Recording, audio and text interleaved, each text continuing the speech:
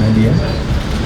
Pagi ini kami menyampaikan kegiatan yaitu rakor lintas sektoral dalam rangka operasi pengamanan pelayanan kepada masyarakat berkaitan dengan Hari Raya Idul Fitri.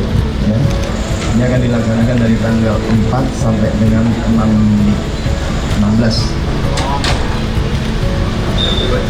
April 16. Memang ini menjadi ritual tahunan yang harus kita laksanakan. Pertama, menjelang Lebaran ini banyak sekali hal-hal yang kegiatan masyarakat yang mudik harus kita layani bagaimana caranya sampai di tempat tujuan dalam waktu yang cukup wajar, ya. Tidak berarti yang 6 jam menjadi 4 jam.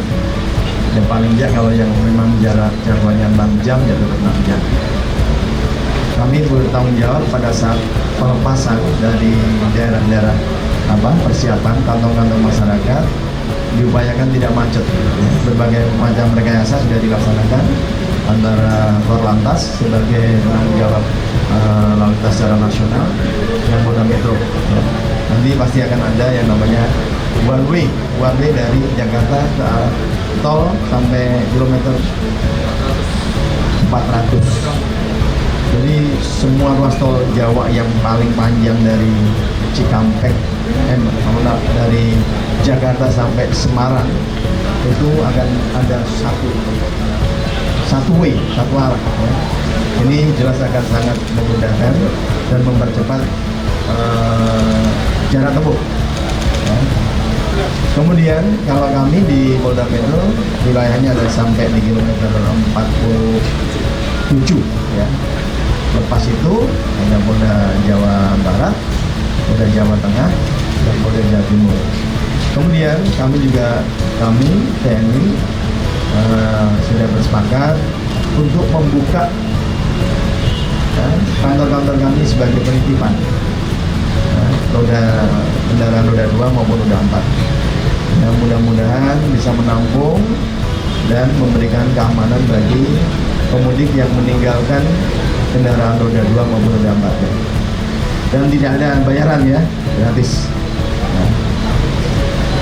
Kemudian upaya-upaya kami juga untuk membuat Jakarta lebih aman, fenomena tawuran, sahur on the road sudah bisa dikatakan berubah menjadi buka on the road. Nah, ini juga menjadi PR kita bersama, kami, TNI, Satpol PP, untuk membuat patroli-patroli skala sedang. Artinya ketika kita ketemu dengan adik-adik kita yang melakukan pawai, karena tidak menutup kemungkinan kemarin ada satu kejadian pawai juga tawur. Saya nggak tahu adik-adik ini energinya terlalu besar, ya. Terlalu besar, harusnya disalurkan. Mau olahraga nggak mungkin, kan? Tapi tawuran malah gitu. Ini juga kita upayakan patroli skala sedang untuk melakukan langkah-langkah pencegahan.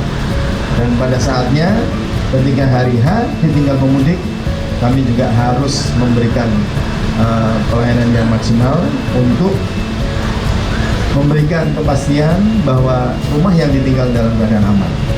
Nah, kami juga sudah bertekad, mudah-mudahan, ya, saya tekan kepada para Kapolres untuk bisa melakukan pencegahan yang maksimal sehingga tidak terjadi perbuatan-perbuatan pencurian rumah kosong maupun, ya, kegiatan-kegiatan lainnya yang sifatnya material, apalagi yang sifatnya jiwa.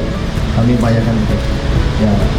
Semuanya kita hanya bisa berusaha, masalah takdir hanya Tuhan yang Maha Tahu, ya. Yang lain-lain saya rasa dari masalah BBM aman, sembako juga aman, ya, mudah-mudahan daya belinya juga aman. Kalau daya belinya aman, masyarakat juga akan aman. Mungkin itu yang bisa saya sampaikan. Pak, antisipasi rest area, Pak. Antisipasi rest area ini padam-padam.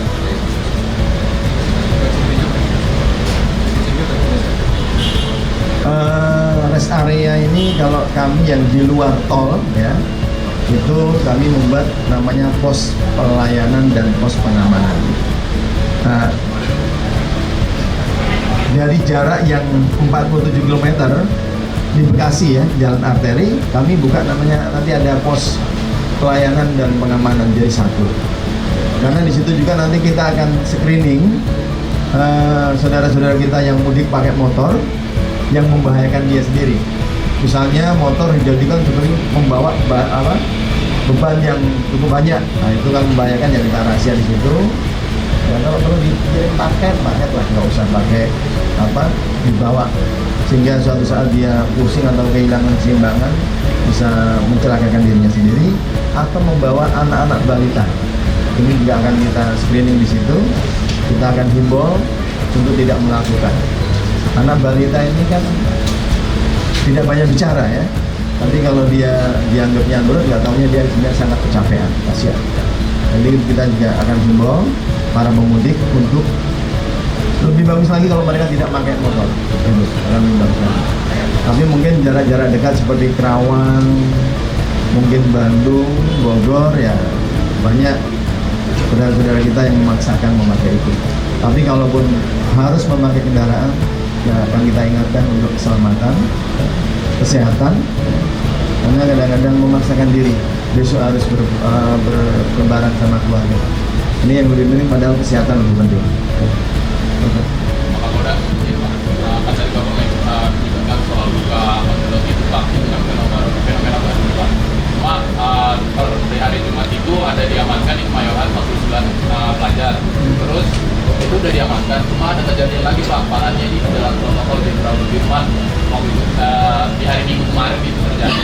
Nah, kira-kira nih Pak, ini kan berulang kali ini terjadi, apakah ada akan tindakan tegas gitu kepada para pelajar ini yang nantinya ditangkap dan tidak tahu dan terlibat dalam kegiatan buka menurut? Ya, ini tadi menjadi bahasan kita juga.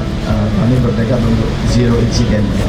Zero incident artinya kita dalam hal pelayanan kepada masyarakat kalau bisa jangan sampai ada korban. Nah, kita tahu mereka bukan sahur sebenarnya, yang pawai-pawai menjelang buka dan menjelang sahur.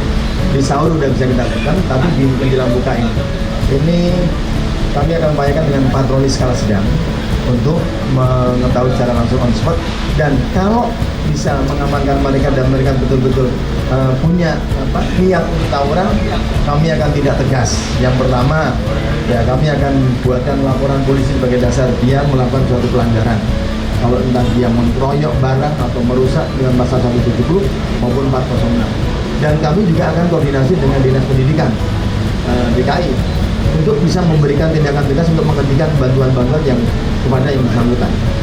Nah, ini mudah-mudahan disebarkan dan didengar oleh adik-adik kita, orang-orang tua kita, sehingga pengawasannya betul-betul lebih melekat kepada anak-anaknya. Ya, apalagi kalau memang betul-betul pidana, sudah pasti catatan kepolisian akan tidak memberikan rekomendasi yang baik. Ini Pak, pada mereka yang tahu ini sebenarnya perihal tawaran ini yang beberapa hari lalu itu pemicu terjadinya apa sih? Oleh kan memang pada beberapa juga soal on the road dan bukan on the road itu kan ada juga yang benar-benar terjadi dan itu baik-baik aja gitu. Nggak sampai terjadi tawuran apa yang kemarin ini yang benar-benar ini tujuan utamanya apa sih? Itu udah berulang-ulang kali. Kalau saya lihat perilaku anak muda ini ada namanya kebanggaan yang luar biasa. Ya. Itu di mana-mana seperti itu. Wah, saya SMP berapa, saya SMA berapa, saya hebat, saya ini. Ya memang sebenarnya ini by medsos sebenarnya. Semacam kayak ajakan gitu loh. Melalui medsos saling ngejek, terus yuk kita ketemu gitu loh. Ketemunya bukan ketemu baik-baik, tapi ketemu dijadikan seperti itu. Yang kemarin di jalan kota, kalau saya yang mungkin kemarin waktu hari libur banyak, kekuatan kita juga tidak sebagaimana pada saat hari-hari biasa. Nah, ini sekarang dengan adanya itu kami minta tidak ada alasan kita mengendorkan, karena kita bertekad untuk zero incident. Mudah-mudahan bisa kita realisir. Pak, hanya soal sosialisasi itu mulainya dari tindakan pelaksanaan ganjil genap tanggal 5 untuk mudik, tanggal 5 sampai tanggal 8 itu ada ganjil genap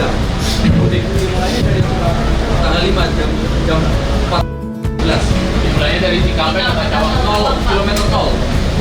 Nah, upaya untuk mengurangi kepadatan juga dengan ganjil genap ini yang mau masuk tol. Mudah-mudahan masyarakat mematuhi betul, ya. Kalau saya tanggal nomor polisinya punya ganjil ya berangkat tanggal ganjil. Kalau mau tanggal genap ya tanggal genap. Ya mudah-mudahan itu tolong diinformasikan juga kepada masyarakat.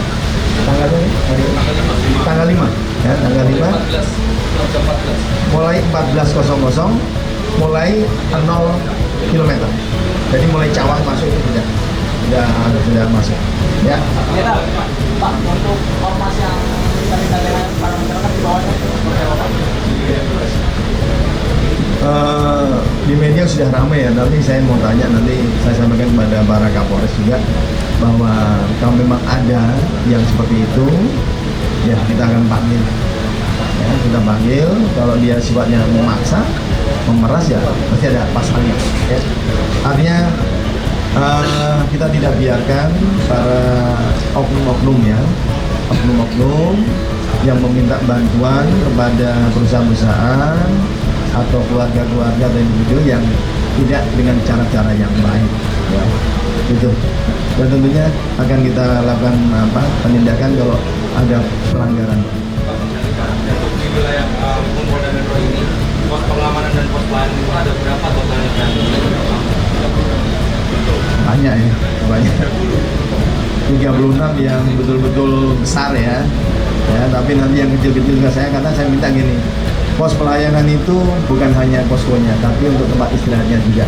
Biar kita pastikan anggota kita bisa 24 jam dan berkesinambungan. Ya, jangan sampai ada pos tapi nggak ada orangnya. Ini saya akan tekankan betul kepada para Kasatker. Kalau ada pos bertanggung jawab harus ada orangnya dan ada juga pendukungnya. Ya, gitu. Pak, Sapri izin untuk potensi pergerakan dari Jakarta ke luar kota itu berapa potensi kendaraan yang keluar, yang mudik, yang pertama, yang kedua, bagaimana upaya untuk cek rem ini untuk kendaraan mobil-mobil gratis, terutama bus-bus gratis, izin. Tadi saya sudah koordinasi dengan beliau bahwa sebelum hari H ini sebenarnya sudah lama diperiksa dan sudah dilakukan inspeksi. Temuan-temuan itu harus dipenuhi, diperbaiki sebelum dijalankan. Kemudian terhadap pengemudi juga kita lakukan screening kesehatan. Apakah dia mengkonsumsi alkohol atau tidak, atau dia dalam keadaan sakit tapi dipaksakan. Karena tidak tahu, misalnya tiba-tiba panasnya lebih dari 38, berarti kan tidak sehat. Ya. Itu juga nanti dari Disub harus tegas, amankan, kasih tahu Bapak tidak berusaha. Karena dalam kendaraan itu ada banyak penumpang yang membutuhkan keamanan dan keselamatan. Cukup ya? Baik, terima kasih rekan-rekan semua. Selamat beraktivitas.